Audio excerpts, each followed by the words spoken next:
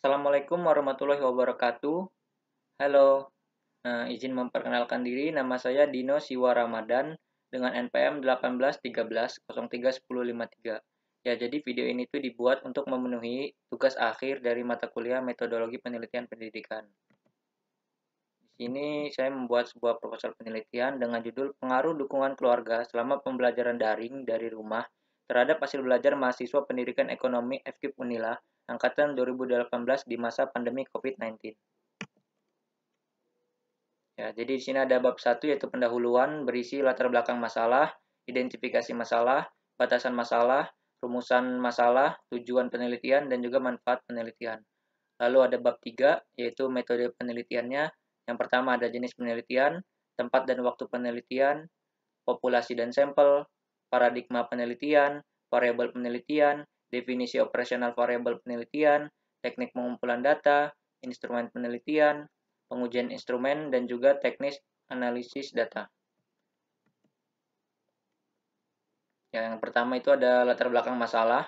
Jadi, dukungan keluarga menurut Friedman 2013 adalah sikap, tindakan penerimaan keluarga terhadap anggota keluarganya berupa dukungan informasional, dukungan penilaian, dukungan instrumental, dan dukungan emosional. Jadi, dukungan keluarga adalah suatu bentuk hubungan interpersonal yang meliputi sikap, tindakan, dan penerimaan terhadap anggota keluarga, sehingga anggota keluarga merasa ada yang memperhatikan. Lalu menurut Slameto, belajar adalah suatu proses usaha yang dilakukan seseorang untuk memperoleh suatu perubahan tingkah laku yang baru secara keseluruhan sebagai hasil pengalamannya sendiri dalam interaksi dengan lingkungannya. Lalu, di tengah pandemi COVID-19 ini, banyak permasalahan ya yang muncul dari kebijakan perkuliahan daring. Perkuliahan daring itu membuat ilmu yang ditangkap mahasiswa itu kurang efektif. Dan hal ini itu dikarenakan faktor-faktor internal. Jadi seperti dukungan keluarga yang berbeda-beda dari setiap mahasiswa selama pembelajaran daring berlangsung. Karena hal tersebut, penulis itu mengambil judul penelitian pengaruh dukungan keluarga selama pembelajaran daring dari rumah terhadap hasil belajar mahasiswa pendidikan ekonomi FKIP Unila angkatan 2018 di masa pandemi COVID-19.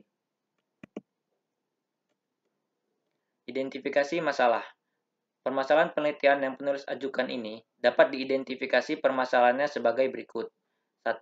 Kurangnya pemahaman mahasiswa terhadap penyampaian materi secara daring. Yang kedua, kurangnya perhatian keluarga selama pembelajaran daring berlangsung. Lalu yang ketiga, kurangnya motivasi belajar dari keluarga selama pembelajaran daring dari rumah.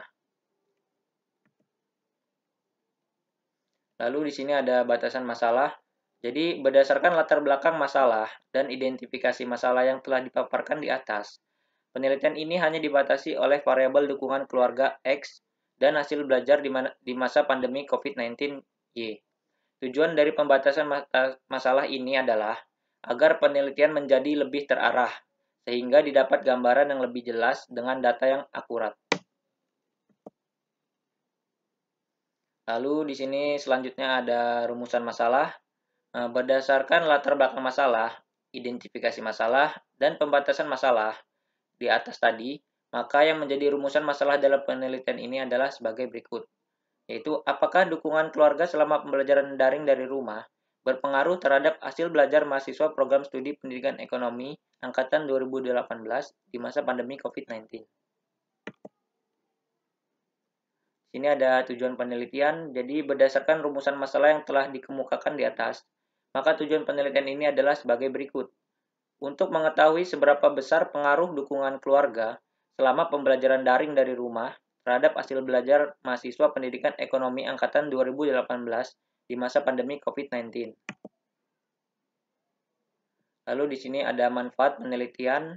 Manfaat penelitian bagi peneliti yaitu dapat mengetahui pengaruh dukungan keluarga selama pembelajaran daring dari rumah terhadap hasil belajar mahasiswa pendidikan ekonomi FKIP Unila angkatan tahun 2018 di masa pandemi COVID-19. Lalu bagi mahasiswa, dapat memacu motivasi dan semangat mahasiswa dalam memaksimalkan ruang belajar di masa pandemi COVID-19. Selanjutnya ada metode penelitian. Nah, di sini jenis penelitian pada ini itu menggunakan penelitian kualitatif. Jadi apa sih yang dimaksud dengan penelitian kualitatif? Yaitu data yang dikumpulkan berbentuk kata-kata tertulis atau lisan dari orang-orang yang diamati. Jadi itu penelitian kualitatif ini tuh dia tuh menemukan menggambarkan dan menjelaskan kualitas atau keistimewaan dari pengaruh sosial yang tidak dapat dijelaskan. Lalu di sini metodenya itu menggunakan studi kasus atau case studies, itu yaitu merupakan penelitian yang mendalam tentang individu, satu kelompok, satu organisasi, satu program kegiatan dan sebagainya. Jadi tujuannya itu dia itu mencari secara mendalam dalam waktu tertentu. Selanjutnya ada tempat dan waktu penelitian itu sendiri itu dilaksanakan di program studi Pendidikan Ekonomi FKIP Unila pada Desember 2020. Di sini ada populasi dan sampelnya. Populasi dalam penelitian ini adalah seluruh mahasiswa pendidikan ekonomi FKIP Unila angkatan tahun 2018. Teknik pengambilan sampel dalam penelitian ini menggunakan teknik simple random sampling. Jadi pada penelitian itu menggunakan teknik simple random sampling, yaitu di mana semua individu memiliki kesempatan yang sama. Sampel dalam penelitian ini yaitu mahasiswa pendidikan ekonomi FKIP Unila angkatan tahun 2018. Lalu ada paradigma penelitian. Nah, paradigma pada penelitian ini yaitu konstruktivisme, yaitu menganggap bahwa tidak ada realitas ataupun kebenaran yang tunggal. Hal ini karena realitas sosial diinterpretasikan oleh individu maupun kelompok, sehingga hasil yang didapatkan akan beragam. Lalu di sini ada variabel penelitian. Variabel adalah simbol yang nilainya dapat bervariasi, yaitu angkanya dapat berbeda-beda dari satu objek ke subjek lain, atau dari satu objek ke objek lain. Nah, menurut Aswar 2009. Adapun variabel-variabel penelitian yang akan digunakan pada penelitian ini adalah yang pertama yaitu variabel independen atau variabel bebas. Nah, jadi di sini keterangannya X sama dengan dukungan keluarga selama pembelajaran daring dari rumah, mahasiswa pendidikan ekonomi FKIP Unila angkatan tahun 2018. Lalu untuk yang kedua yaitu variabel dependen atau variabel terikat, yaitu Y sama dengan hasil belajar di masa pandemi COVID-19. Lalu selanjutnya ada definisi operasional variabel penelitian. Dalam penelitian ini terdapat dua variabel penelitian, yaitu variabel bebas dan juga variabel terikat. Berikut ini penjelasannya.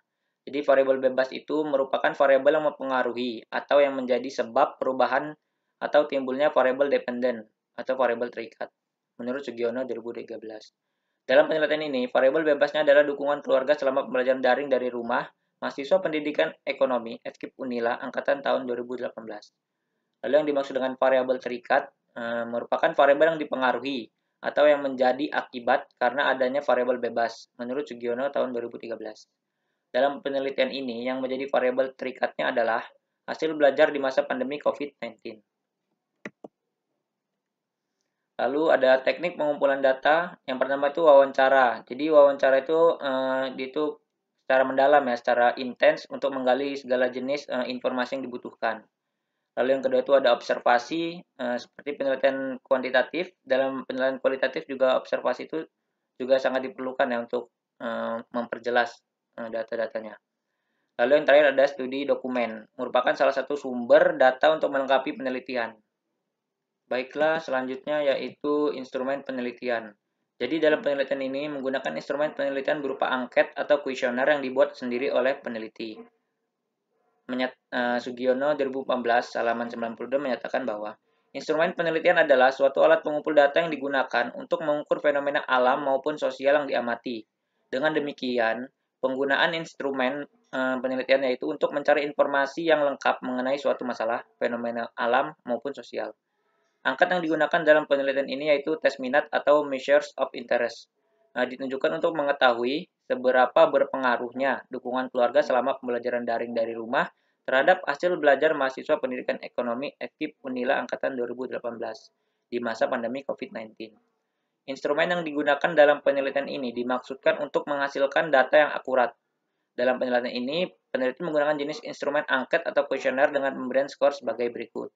Yang pertama, SS atau sangat setuju diberi skor 5, lalu yang kedua ada S atau setuju diberi skor dengan 4, lalu yang ketiga ada RG, ragu-ragu, diberi skor 3, lalu yang keempat ada TS atau tidak setuju, diberi skor 2, dan yang terakhir ST, sangat tidak setuju, diberi skor 1. Selanjutnya ada pengujian instrumen.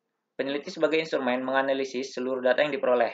Penulis menafsirkannya, melahirkan hipotesis dengan segera untuk menentukan arah pengamatan, dan untuk mentes hipotesis yang timbul seketika.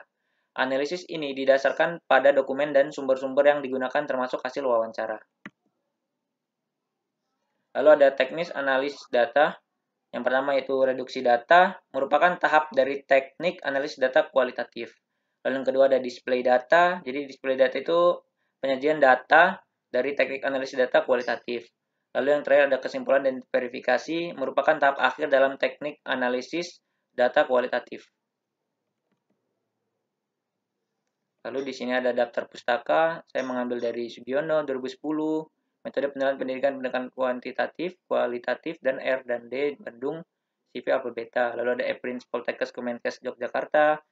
Yang ketiga ada Raharjo Mujia 2010. Lalu ada Nurdin dan Munzir 2019. Ada Azwar Saifuddin 2009 dan juga Ari Kunto Suarsimi 2010. Lalu ada Sangadah Kotimatus 2020. Lalu ada Nurwulan Desi 2017 dan juga Hafid M 2007. Ini merupakan daftar pustaka yang menjadi referensi saya dalam membuat proposal penelitian ini.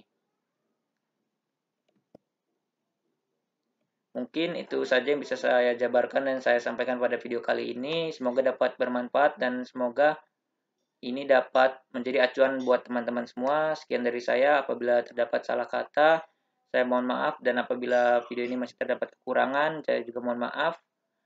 Saya akhiri. Wassalamualaikum warahmatullahi wabarakatuh. Terima kasih semuanya.